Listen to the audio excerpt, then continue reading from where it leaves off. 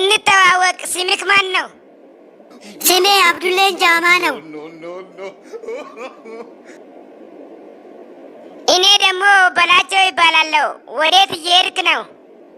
እኔ ወደ ፊንፊኔ እየደሙ ደማ ነው። አንተስ ወዴት እየደሙ ደምታ ነው? እኔ ደግሞ ወደ አዲስ አበባ እየሄድኩ ነው።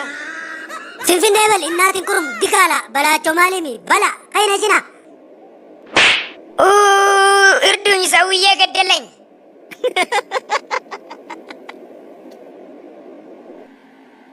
ኦኔት እየበንቴ በናንዲ ሲኑላ ወራነ ጃለላ ነቦባፍቴ ዱላ hirribnis nan qabu siyaadaatiin bula. Namaan jaaladduun qaba kanii seenee firbu sin jaaladda jee an sittin kijibu. Na jaalattus na jibbitus humaan qabu rakkoo jaalaltii yeroo ammaa isiinuu torbaan tokko. Yoo na fuute qofaa kanii si jaaladdu yoo nan fuune ammoo ta biraa laalladhu. Maaliif barbaaddan isin daftanii heerumu akka dhiiraan molaa'ee rifeensi keessan hin dhumu? Expired date taati dhalaa lafa turtu ati yoo akkamii barana hin fuutu addunyaan sagalii hin dandeen guutu. Waa'ee fuudha anatti hin kaasin maqaa yoonii fi sodaatte kasii uume waaqa. Wayin numa sodaattan dargaggoonni fuudha kadide waraanaan tumanii hidhuudha. Hidhaa sodaaf hoggas namuutuu nu fuudha.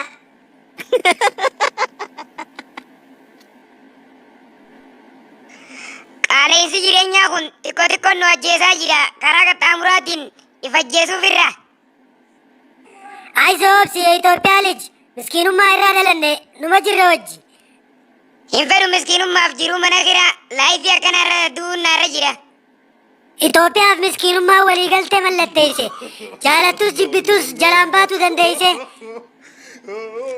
Of ajjeesuu Abdullee keenya. Miskiinummaa malee hin qabu qabeenya osoo nan ajjeefne qaala'insi jireenyaa. Of ajjeessis mirga keeti. Anuu utaaluufin kee makiinaa koreeti. Abbaa makiinaan nakkee narra nakkeeti. Jireenya shawaduun dadhabee yaaleeti.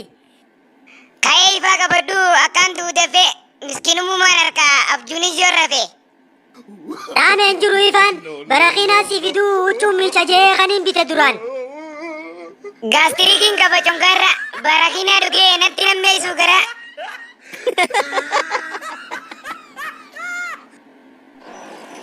Fiintaaleeyyii namaadhaa qabsaa'onni jira galgala mana bulanii guyyaa oolan gaara.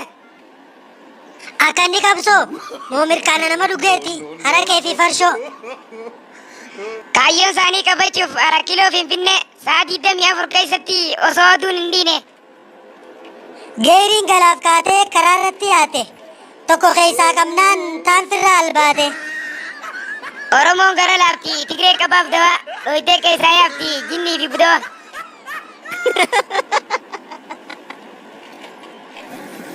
Yaa obboleessa kiyya naaf buusi sadaqaa olaa kaasu rabbiin aangoote sadarkaa. Deebi'eetiin sii kanna maallaqa calleessee ammaniin jarjaraa za'aan hojii geesse. Callaaniin qabaa fi diniin sharafa namuu kana jee kan hin dhufne hafa.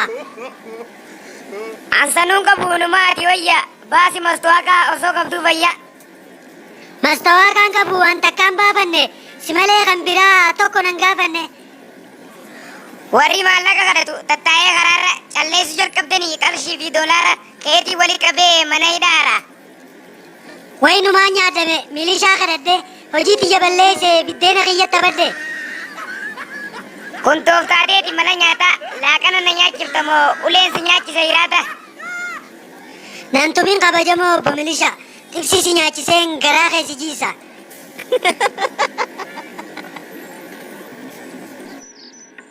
Abbaa na fuusisi. Maaliif si fuusisa moo? Dhala na fuusifta kaa. Yaa abbaati fuudhan keenya baririyaan ta'e ijoolleedha.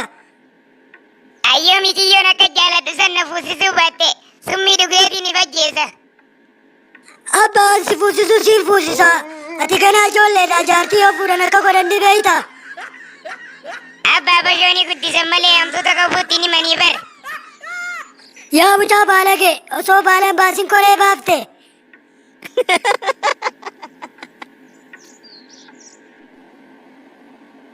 Obbolii maaliif akka na laalta? Dhimma dhufteef maaliif hin himanne? Modalaan poolisa feeti jaanii na heerumuu dhufte. Poolisa heerumee wayina fooshaa keessaa biyya mana galuu deemaa obboleessa. Jaartiin poolisaa fooshaan dhayitu siin jaanii. Mana baatee fooshaa dhaquu dhaqqabdi jaartiin poolisaa qawwee fi boombii si mana guutan teessee eegaa olti. Dhimma kee himadhu maal afaan bantaan miti si malees dalaanadduudha. Komaandar namaatu rifeensa kasiitii miti ka inni dijeena lakkafu jira narraa dhorkitan narraa dhorka. Silaa rifeensi dhedheeraan kun keetuma ijoolleen teessanuu akkatti waan qabdu. Kiyya ta'uu shakki qabdaatis yoo na amanuu baatte risiitiin itti bite baasee si agarsiisu.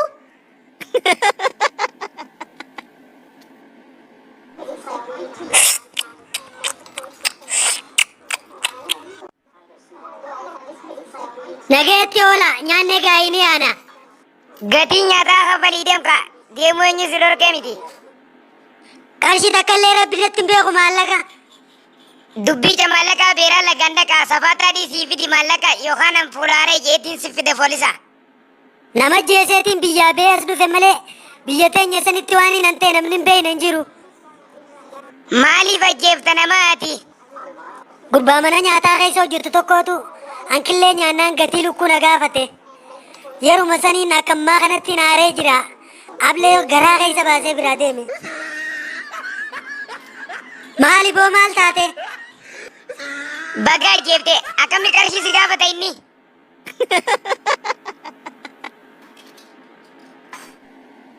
Maal asi gargaaru? Yaa doktoriyyee ogeessa fayyaa teknoolojii fayyadamuun warra mana baankii isinirra wayyaa. Nuti hin fayyadamnu teknoolojii ammayyaa kan saffisaan furu rakkoo gama fayyaa. Isinin hordofta'u warri mana yaalaa warri mana baankii baay'ee isin caala. Ajaa'iba qabdanumaa obboleeyti. Isaanii nu caala teknoolojii fayyadamutti. Warri mana baankii teknoolojii fooyyeesse qarshii feetee ergita manuma kee teessee teknoolojiin akkanaa isin bira geesse. Yaa nuti obsa qabnaa jarjarree hin harru. Rakkoo maalii jira wanni si gargaaru? Ofiin laaluu barbaada akkaan garaa qabu mana yaalaa deemuuf amma yeroon qabu. Mana teessee beekuu ni dandeessa addaan. Nama biraa kennitee fincaan kee barraadhaan. Siif ergine riizaaltii bilbila kee irratti ergaa gabaabaadhaan. Teknoolojiin akka moobaayil baankiingiitti mana ta'anii akka ulfa garaa qaban ittiin if laalantu maal jaamti? Ulfa beekingii jaamti. Dachaas baay'inni uummata biyya teenyaa meeqa? Yoo walitti taane daataa dhiiraaf dhalaa miliyoona 120 ni caala. Tokko tokko naafi maqaa hunda isaanii gaafii kana deebisnaan si nafne qormaanni. Tuwaa gaafii miti fakkeessee alaqa. Uummata biyya guutuu eeysaa hin fida maqaa. Kibaabni iyyeessaa duruu numa soqa. Dhiifama naaf godhi hin dabarre qormaata bara dhufu yaalta yeroo biyyee amata. Hundi kana taanaan biyyi teenya badde. Anuma kuffisuuf gaafii kasii yaadde. Irraa fuutee dabarsita nama qabu qarshii. Akkaawunti irratti dabarfattee maallaqa jiraa kaashii. Waan amma dubbatte ittiin deebiin kana si dabarsinee jirra intarviiyuu fatana.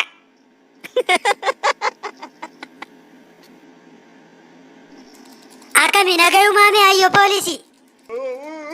Maal jette boo meerra deebi? Akkami nagayumaa ayyoo poolisiin jee? Ana ayyo poolisiidha. Ana amma dura neerumnee bar tortoraa mataa biliilii.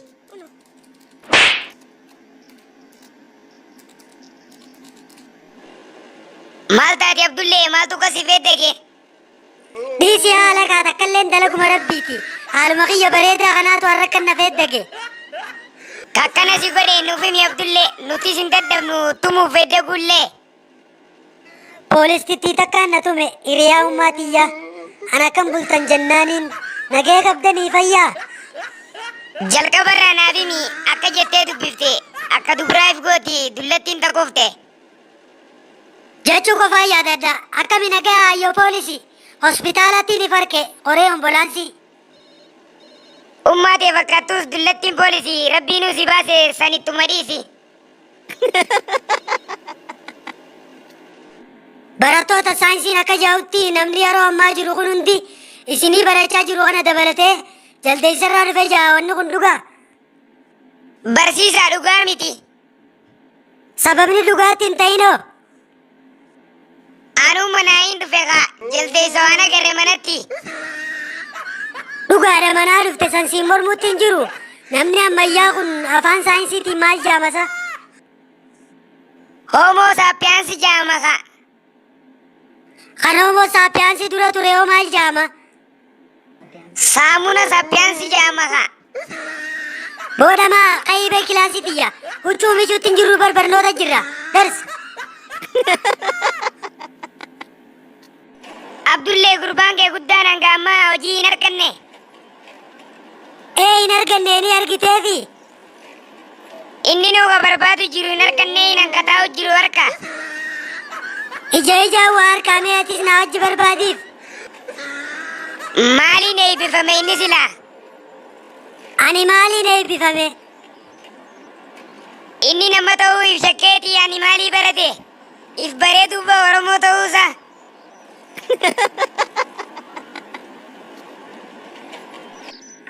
Abdullee ati buuka mana baankii baafachuuti deemi. Isin warri mana baankii kun safuun beeytan osoo akkami nagaya fayyaa namaan hin jenne buuka baafadhu maallaqa qusadhu namaan jettan maali jarjarrummaan akkanaa kun? Nuti hojii keenya bisiidha yeroo hin qabnu tanaaf akka jarjarra. Guyyaa boqonnaa numaa hin qabdani. Alada qofa boqonnaa qabna. Guyyuma aladaa san akka gaarii bashannanaa buuka maal baaftanii mi'aamnitu nu isin ajjeefte. Guyyuma aladaa sanuu waa bashannanuu hin qabnu mana taasisaa fadhayna namaan nurra laala. Alada yoo mana du'aa ooltan warra soddaa keessanii hooyoom dheeytanii lallaaltan. Soddaa fi udduun turfiidha taanuu nu dibde dhaabni nurraa Abdullee.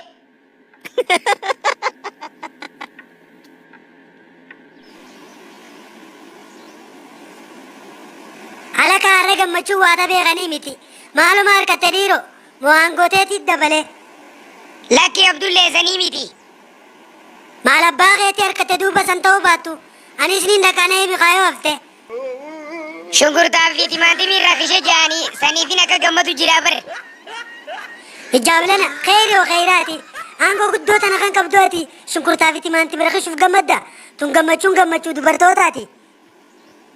Anjaartiin qabu kanaafin gammada waan akkanaatti deebitee nan gaafatin lamada. Ajaa'iba qabda alaka. Seeraan firraa na dhorki yoon si kaase maqaa. Yaa ka fuudha sodaatee jaartii godhatte waraqaa. Amboodaan fuudha Abdullee yeroo akka keetitti lafa bubbulle. Nan arrabsin alaka. Awwanniin fuudha dideef qarshiin hin qabne maallaqa. Maallaqa kiyya baasee silaasiin fuusisa. Ilmaan kee eenyu booda sii guddisa. Anu tana sodaafin waraqaa dubbisa. Nurraadii see alaka cikichikiif cinki ijoollee waliin dhalatti waan booda nyaattu riskii bilaashittuu niin fuudha yoon harkadde ciikii.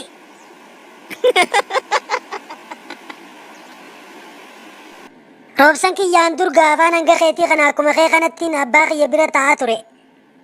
Hay abbaa ati ijoollee turte.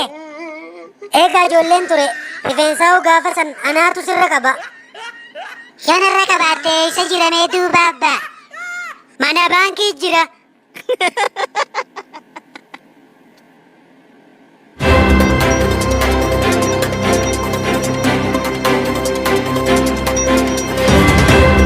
Dubartoonni bifti isaanii uumamaan gurraacha ture kosmootiksii adda addaa dibachuun bifa teessan diimessitan booda yeroo heerumtanii abbaa manaa godhattan daa'imman gurraacha dhaltanii mistirri keessan akka isin jalaa hin baaneef akka pooliyootti kosmootiksii dhuguu akka qabdan dhaabbanni mucaa fi michiyyoo gabaasee jira. Dubartoonni kanaan dura akka garaa qaban beekuuf gara mana yaalaa deemuun of ilaalaa turuun ni yaadatama. Rakkoo kana furuuf teknooloojiin akka moobaayil baankingiitti manuma ta'anii fincaanowwaa barraadatti naqanii namatti kennuun ulfaa akka garaa qaban addaan itti baasan kun sadarkaa biyya teenyaattis hojii jalqabee jira. Maqaan teknooloojii kanaatis ulfa beekingii jedhama. Dooktarri fayyaa tokko tujjaarummaa keessa kutuun shirooppiin qaama dhiqatee jira. Deeggartoonni mililik fannoon naannoo Amaaraa qabsoof gaara galle jechuun galgala mana bulanii guyyaa gaara oolaa akka jiran ni beekama. Mana bulanillee qabsoon isaanii ijoon Finfinnee irraa kiiloo qabachuuf akka ta'e shakkiin qabu. Qabsaa'onni fannoo kan naannoo Amaaraa kun akka juntaatti lolla jechuun kun taa'anii raayyaa ittisa biyyaa baqachuun qorniisa manaa keessatti baqatanii dhokachaa jiranii. Hojjettoonni mana baankii mana du'aa yeroo deemanis kan namoonni kun jajjabaatanii namaan jaan isaan ammoo buuka mana baankii baafatanii namaan jechaa jiraniin. Gurbaa tokko ilkeen irraa cappuudhaan dokteerri dogongoraan ilkee gurguraa itti fakkaachuun boqqolloo itti dhaabee lukkuun boqqolloo san nyaachuuf jecha bobbaa fi gala kuttee gurbaa namaa sodaachisaa jirti.